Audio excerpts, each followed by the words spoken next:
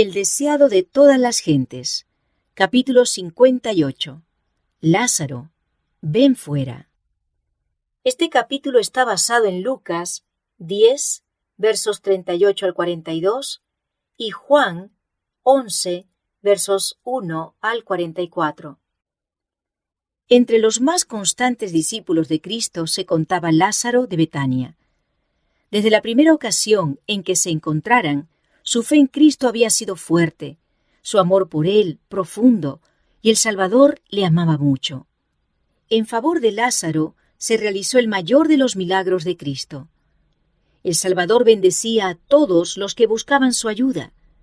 Ama a toda la familia humana, pero está ligado con alguno de sus miembros por lazos peculiarmente tiernos.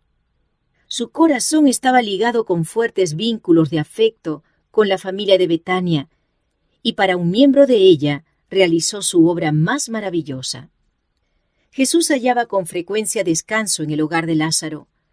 El Salvador no tenía hogar propio, dependía de la hospitalidad de sus amigos y discípulos, y con frecuencia, cuando estaba cansado y sediento de compañía humana, le era grato refugiarse en ese hogar apacible, lejos de las sospechas y celos de los airados fariseos.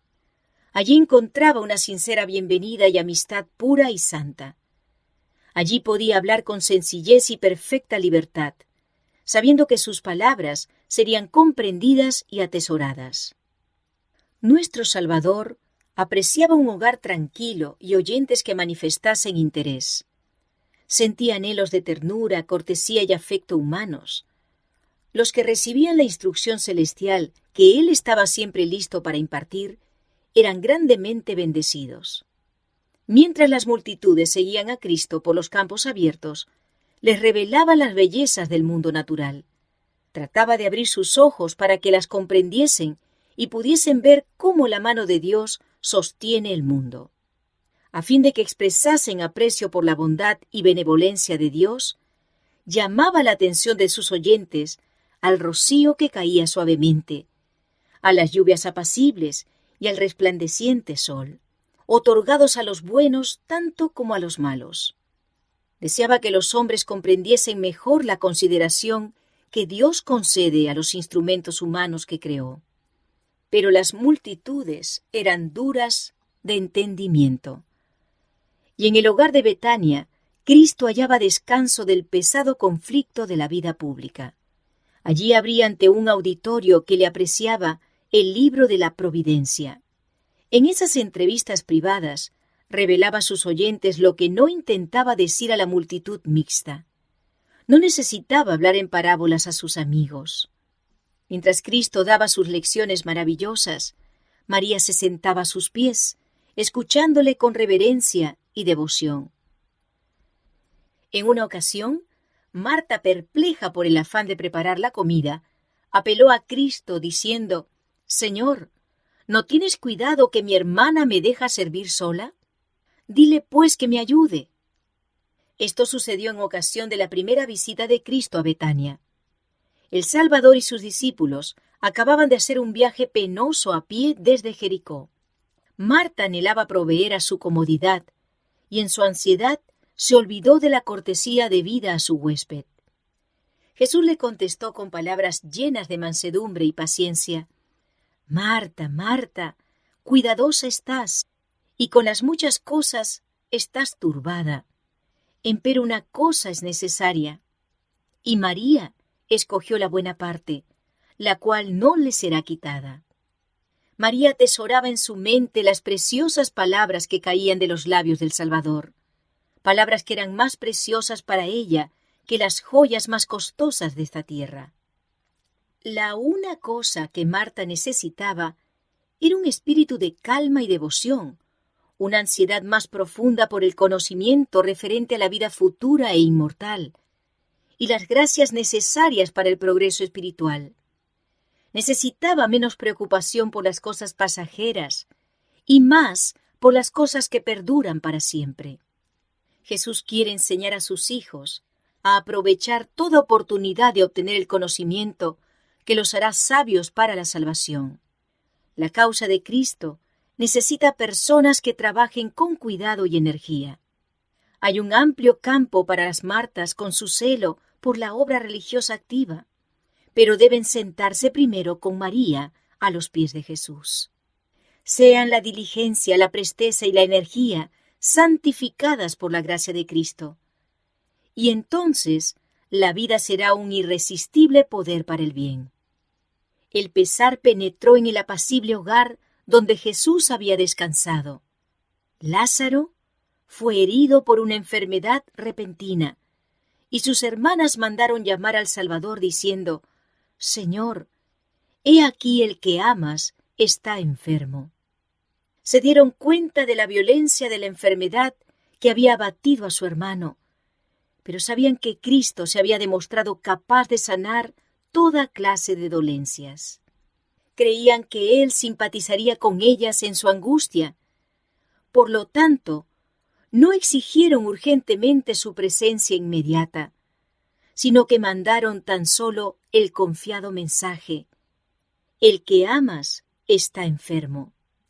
Pensaron que Él respondería inmediatamente y estaría con ellas tan pronto como pudiese llegar a Betania. Ansiosamente esperaron noticias de Jesús. Mientras había una chispa de vida en su hermano, oraron y esperaron la venida de Jesús. Pero el mensajero volvió sin él. Trajo, sin embargo, este mensaje: «Esta enfermedad no es para muerte». Y se aferraron a la esperanza de que Lázaro viviría. Con ternura trataron de dirigir palabras de esperanza y aliento al enfermo casi inconsciente. Cuando Lázaro murió, se quedaron amargamente desilusionadas, pero sentían la gracia sostenedora de Cristo, y esto les impidió culpar en forma alguna al Salvador.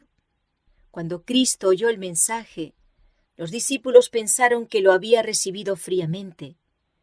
No manifestó el pesar que ellos esperaban de él. Mirándolos a ellos, dijo: «Esta enfermedad no es para muerte, mas por gloria de Dios, para que el Hijo de Dios sea glorificado por ella». Permaneció 2 días en el lugar donde estaba. Esta dilación era un misterio para los discípulos. ¿De cuánto consuelo sería su presencia para la familia afligida?, pensaban. Era bien conocido por los discípulos su intenso afecto hacia esa familia de Betania, y ellos se sorprendían al ver que no respondía a la triste comunicación: «El que amas está enfermo». Durante aquellos 2 días, Cristo pareció haberse olvidado del caso, porque no habló de Lázaro. Los discípulos pensaban en Juan el Bautista, precursor de Jesús. Se habían preguntado por qué Jesús, que tenía el poder de realizar milagros admirables, había permitido que Juan languideciera en la cárcel y muriese en forma violenta. Ya que poseía tal poder, ¿por qué no había salvado Jesús la vida de Juan? Esta pregunta la habían hecho con frecuencia los fariseos y la presentaban como un argumento incontestable contra el aserto de Cristo de ser Hijo de Dios. El Salvador había advertido a sus discípulos acerca de las pruebas, pérdidas y persecuciones. ¿Los abandonaría en la prueba? Algunos se preguntaban si no habían estado equivocados acerca de su misión. Todos estaban profundamente perturbados. Después de aguardar 2 días, Jesús dijo a los discípulos: «Vamos a Judea otra vez». Los discípulos se preguntaban por qué, si Jesús iba a ir a Judea, había esperado 2 días. Pero lo que más los embargaba era su ansiedad por Cristo y por sí mismos. No podían ver sino peligro en lo que estaba por hacer. «Rabí», dijeron, «ahora procuraban los judíos apedrearte, ¿y otra vez vas allá?» Respondió Jesús: «¿No tiene el día 12 horas? Estoy bajo la dirección de mi Padre. Mientras hago su voluntad, mi vida está segura. Mis 12 horas del día no han terminado todavía. Ha empezado el último resto de mi día, pero mientras queda algo, estoy seguro. El que anduviere de día, continuó, no tropieza, porque ve la luz de este mundo. El que hace la voluntad de Dios, que anda en la senda que Dios le ha trazado, no puede tropezar ni caer. La luz del Espíritu guiador de Dios le da una clara percepción de su deber y le conduce hasta el final de su obra. Mas el que anduviere de noche tropieza, porque no hay luz en él. El que anda en la senda que se eligió, donde Dios no le ha llamado, tropezará. Para él, el día se trueca en noche, y donde quiera que esté, no está seguro. Dicho esto, díceles después: Lázaro nuestro amigo duerme, mas voy a despertarle del sueño. Lázaro nuestro amigo duerme. Cuán conmovedoras son estas palabras, cuán llenas de simpatía. Mientras pensaban en el peligro que su maestro estaba por arrostrar yendo a Jerusalén, los discípulos casi se habían olvidado de la familia enlutada de Betania. Pero no así Cristo. Los discípulos se sintieron reprendidos. Les había sorprendido que Cristo no respondiera más prontamente al mensaje. Habían estado tentados a pensar que Él no tenía por Lázaro y sus hermanas el tierno amor que ellos le atribuían y que debiera haberse vuelto rápidamente con el mensajero. Pero las palabras, Lázaro nuestro amigo duerme, despertaron en ellos los debidos sentimientos. Quedaron convencidos de que Cristo no se había olvidado de sus amigos que sufrían. Dijeron entonces sus discípulos: Señor, si duerme, salvo estará. Mas esto decía Jesús de la muerte de él, y ellos pensaron que hablaba del reposar del sueño. Cristo presenta a sus hijos creyentes la muerte como un sueño. Su vida está oculta con Cristo en Dios, y hasta que suene la última trompeta, los que mueren dormirán en él.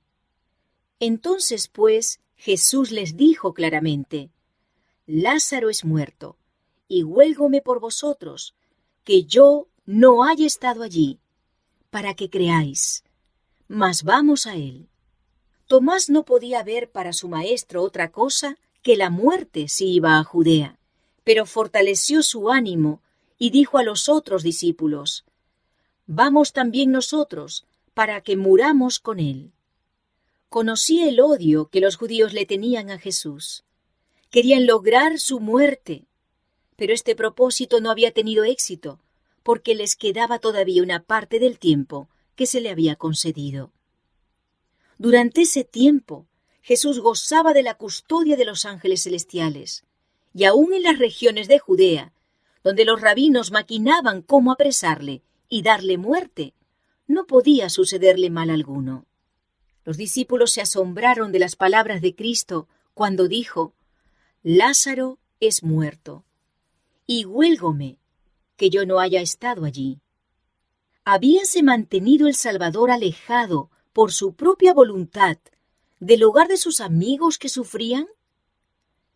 Aparentemente había dejado solas a Marta y María, así como al moribundo Lázaro. Pero no estaban solos.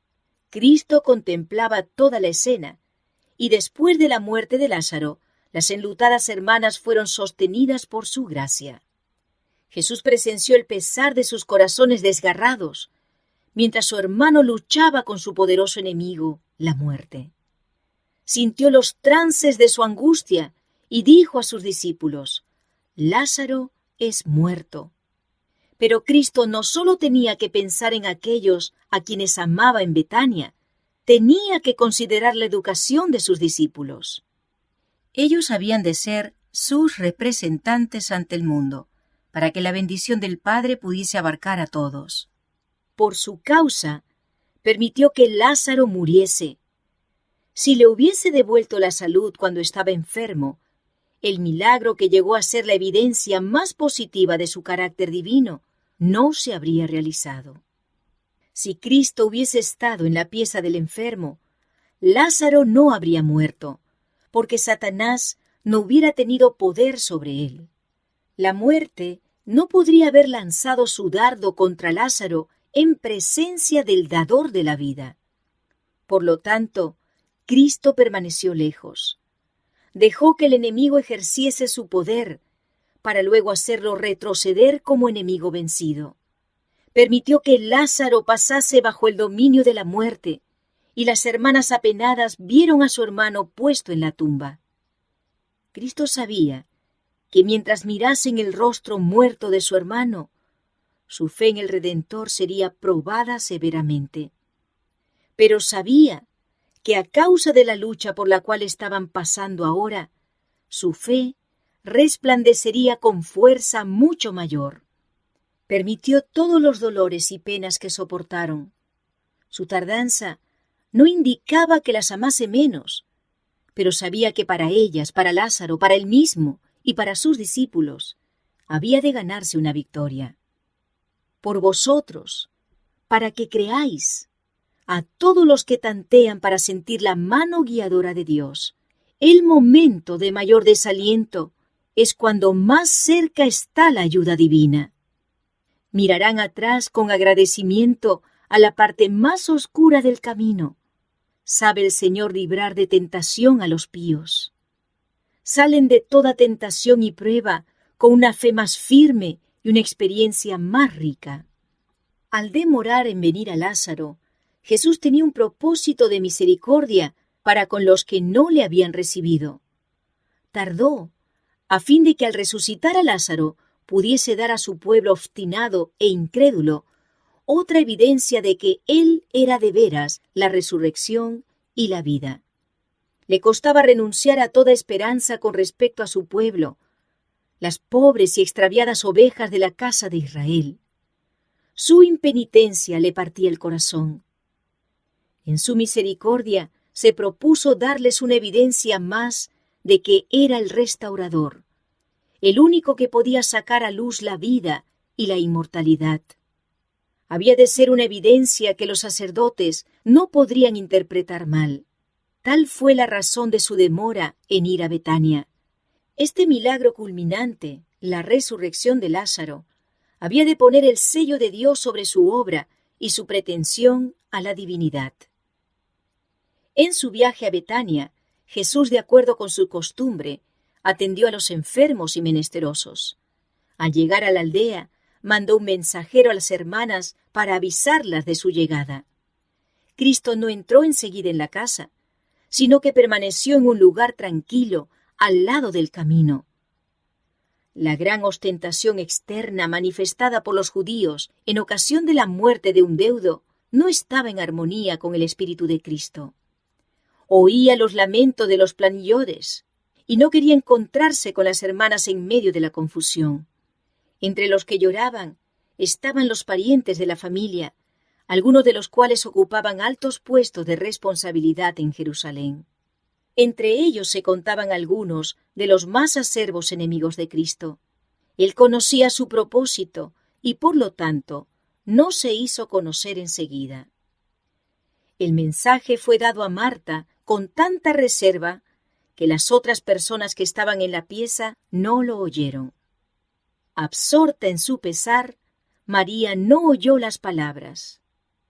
Levantándose enseguida, Marta salió al encuentro de su Señor, pero pensando que ella había ido al sepulcro donde estaba Lázaro, María permaneció sumida silenciosamente en su pesar. Marta se apresuró a ir al encuentro de Jesús, con el corazón agitado por encontradas emociones. En el rostro expresivo de él, leyó ella la misma ternura y amor que siempre había habido allí. Su confianza en él no había variado, pero recordaba a su amado hermano, a quien Jesús también amaba. Con el pesar que brotaba de su corazón, porque Cristo no había venido antes, y sin embargo, con la esperanza de que aún ahora podría hacer algo para consolarlas, dijo: «Señor, si hubieses estado aquí, mi hermano no fuera muerto». Vez tras vez, en medio del tumulto creado por los plañidores, Las hermanas habían repetido estas palabras. Con compasión humana y divina, Jesús miró el rostro entristecido y acongojado de Marta. Esta no tenía deseo de relatar lo sucedido. Todo estaba expresado por las palabras patéticas. Señor, si hubieses estado aquí, mi hermano no fuera muerto. Pero mirando aquel rostro lleno de amor, añadió, mas también sé ahora que todo lo que pidieres de Dios, te dará Dios. Jesús animó su fe diciendo, resucitará tu hermano. Su respuesta no estaba destinada a inspirar esperanza en un cambio inmediato. Dirigía el Señor los pensamientos de Marta más allá de la restauración actual de su hermano, y los fijaba en la resurrección de los justos. Lo hizo para que pudiese ver en la resurrección de Lázaro una garantía de la resurrección de todos los justos y la seguridad de que sucedería por el poder del Salvador. Marta contestó, yo sé que resucitará en la resurrección en el día postrero. Tratando todavía de dar la verdadera dirección a su fe, Jesús declaró, yo soy la resurrección y la vida. En Cristo hay vida original, que no proviene ni deriva de otra. El que tiene al Hijo tiene la vida. La divinidad de Cristo es la garantía que el creyente tiene de la vida eterna. El que cree en mí, dijo Jesús, aunque esté muerto, vivirá. Y todo aquel que vive y cree en mí, no morirá eternamente. ¿Crees esto? Cristo miraba hacia adelante, a su segunda venida. Entonces los justos muertos serán resucitados incorruptibles, y los justos vivos serán trasladados al cielo sin ver la muerte. El milagro que Cristo estaba por realizar al resucitar a Lázaro de los muertos representaría la resurrección de todos los justos muertos. Por sus palabras y por sus obras se declaró el autor de la resurrección. El que iba a morir pronto en la cruz estaba allí con las llaves de la muerte, vencedor del sepulcro, y aseveraba su derecho y poder para dar vida eterna. A las palabras del Salvador, ¿crees esto? Marta respondió, sí, Señor, yo he creído que tú eres el Cristo, el Hijo de Dios, que has venido al mundo. No comprendía en todo su significado las palabras dichas por Cristo, pero confesó su fe en su divinidad y su confianza de que él podía hacer cuanto le agradase. Y esto dicho, fuese y llamó en secreto a María, su hermana, diciendo, el Maestro está aquí y te llama. Dio su mensaje en forma tan queda como le fue posible, porque los sacerdotes y príncipes estaban listos para arrestar a Jesús en cuanto se les ofreciese la oportunidad. Los clamores de las planilleras impidieron que las palabras de Marta fuesen oídas. Al recibir el mensaje, María se levantó apresuradamente y con mirada y rostro anhelantes salió de la pieza. Pensando que iba al sepulcro a llorar, las planilleras la siguieron. Cuando llegó al lugar donde Jesús estaba, se postró a sus pies y dijo con labios temblorosos, Señor, si hubieras estado aquí, no fuera muerto mi hermano. Los clamores de las planilleras eran dolorosos, y ella anhelaba poder cambiar algunas palabras tranquilas a solas con Jesús. Pero conocía la envidia y los celos que albergaban contra Cristo en su corazón algunos de los presentes, y se limitó a expresar su pesar. Jesús entonces, como la vio llorando, y a los judíos que habían venido juntamente con ella llorando, se conmovió en espíritu y turbóse. Leyó el corazón de todos los presentes. Veía que en muchos lo que pasaba como demostración de pesar era tan solo fingimiento. Sabía que algunos de los del grupo, que manifestaban ahora un pesar hipócrita, estarían antes de mucho maquinando la muerte, no sólo del poderoso taumaturgo, sino del que iba a ser resucitado de los muertos. Cristo podría verlos despojado de su falso pesar, pero dominó su justa indignación.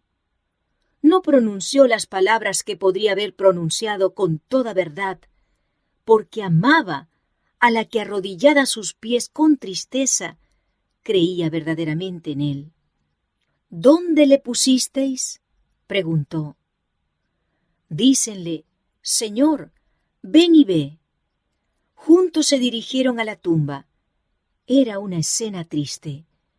Lázaro había sido muy querido, y sus hermanas le lloraban con corazones quebrantados, mientras que los que habían sido sus amigos mezclaban sus lágrimas con las de las hermanas enlutadas.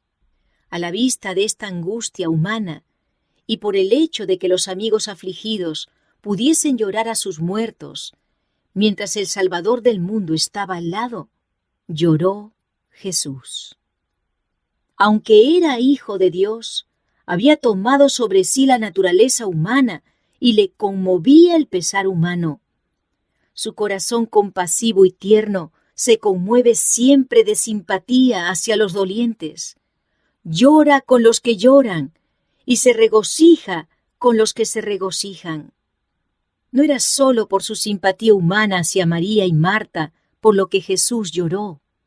En sus lágrimas había un pesar que superaba tanto al pesar humano como los cielos superan a la tierra.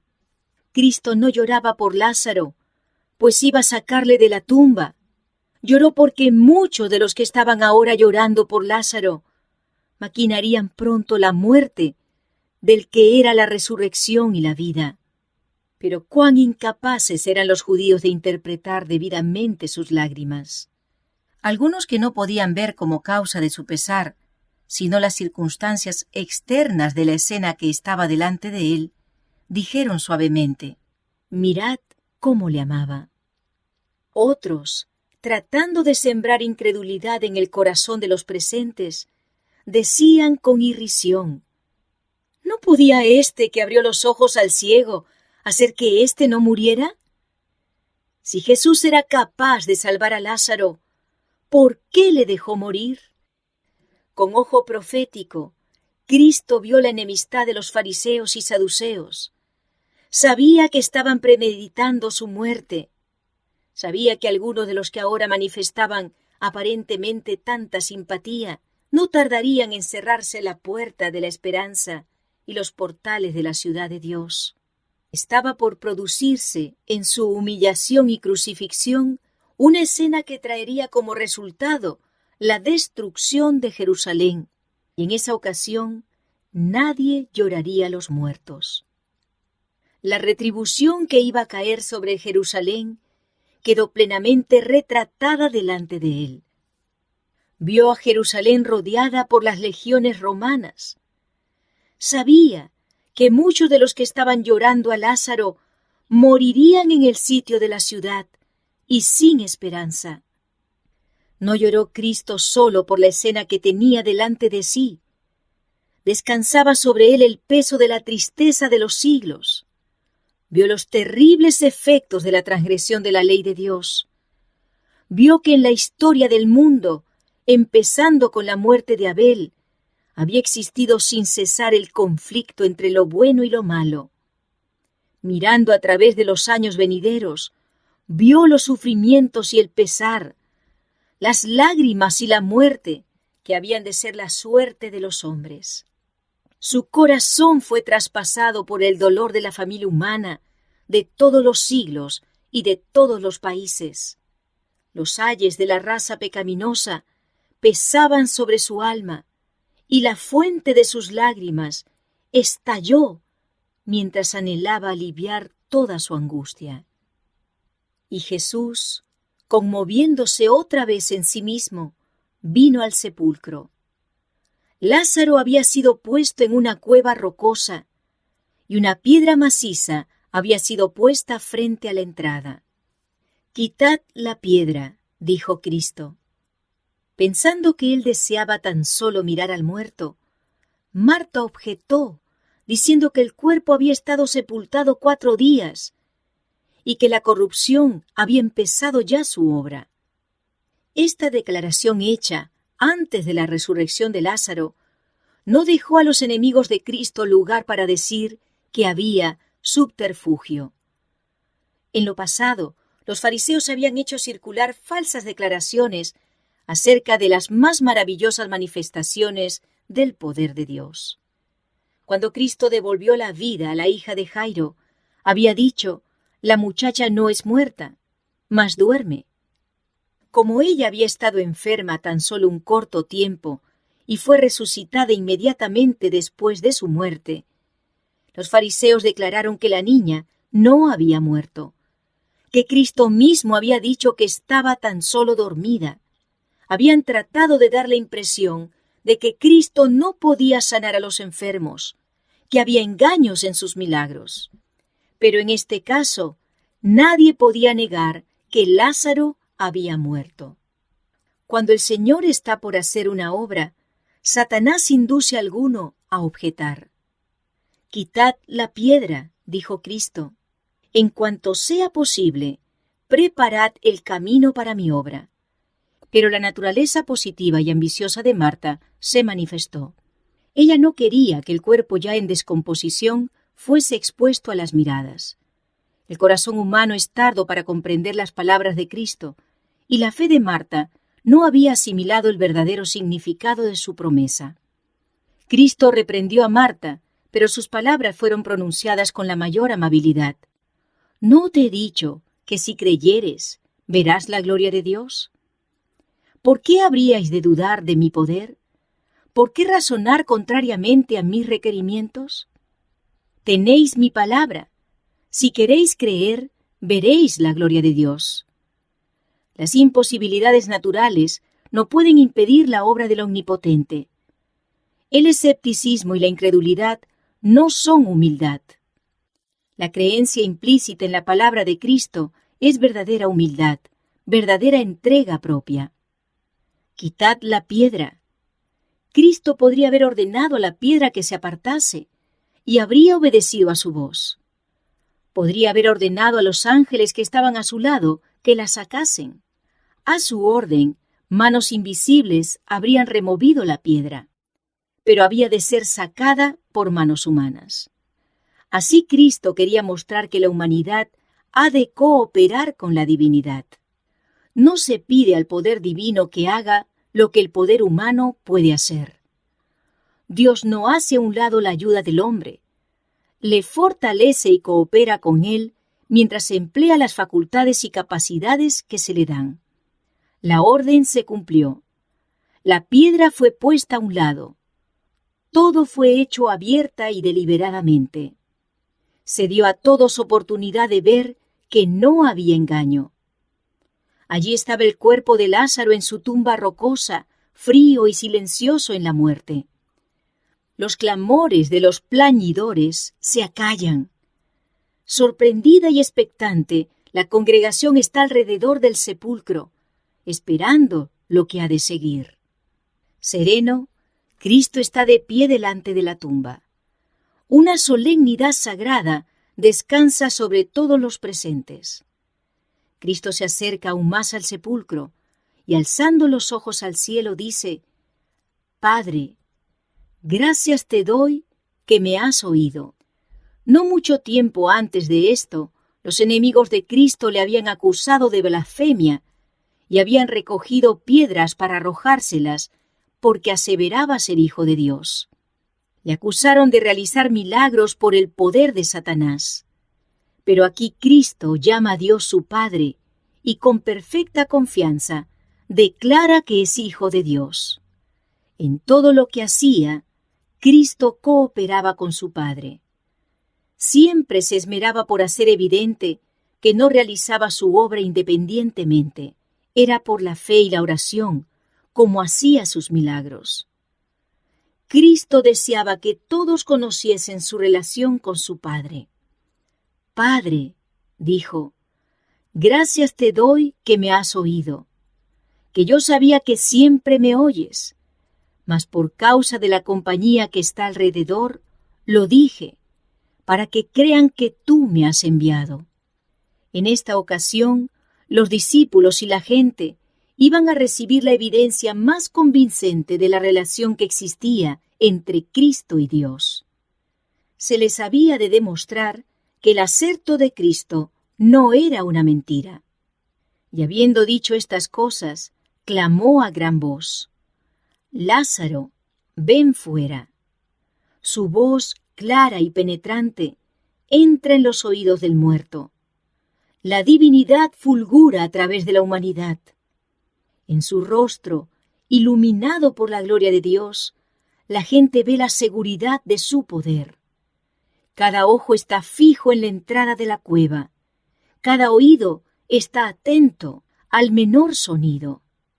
Con interés intenso y doloroso, aguardan todos la prueba de la divinidad de Cristo, la evidencia que ha de comprobar su aserto de que es Hijo de Dios, o extinguir esa esperanza para siempre. Hay agitación en la tumba silenciosa, y el que estaba muerto se pone de pie a la puerta del sepulcro. Sus movimientos son trabados por el sudario en que fuera puesto. Y Cristo dice a los espectadores asombrados: «Desatadle y dejadle ir». Vuelve a serles demostrado que el obrero humano ha de cooperar con Dios. La humanidad ha de trabajar por la humanidad. Lázaro queda libre y está de pie ante la congregación. No demacrado por la enfermedad, ni con miembros débiles y temblorosos, sino como un hombre en la flor de la vida, provisto de una noble virilidad. Sus ojos brillan de inteligencia y de amor por su Salvador. Se arroja a los pies de Jesús para adorarle. Los espectadores quedan al principio mudos de asombro. Luego sigue una inefable escena de regocijo y agradecimiento. Las hermanas reciben a su hermano vuelto a la vida como el don de Dios, y con lágrimas de gozo expresan en forma entrecortada su agradecimiento al Salvador. Y mientras el hermano, las hermanas y los amigos se regocijan en esta reunión, Jesús se retira de la escena. Cuando buscan al dador de la vida, no le pueden hallar.